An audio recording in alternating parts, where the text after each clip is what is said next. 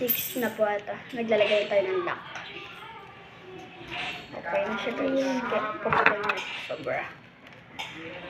Sobra labis. Ay, nagdrama na naman siya. Uy.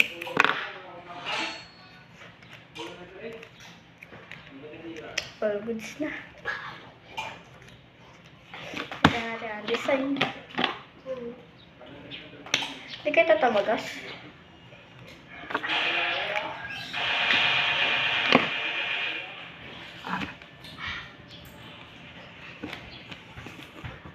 Wait. All goods na. Kaya de-deliver na lang. Dito yan. Ano na siya? And ito na lang.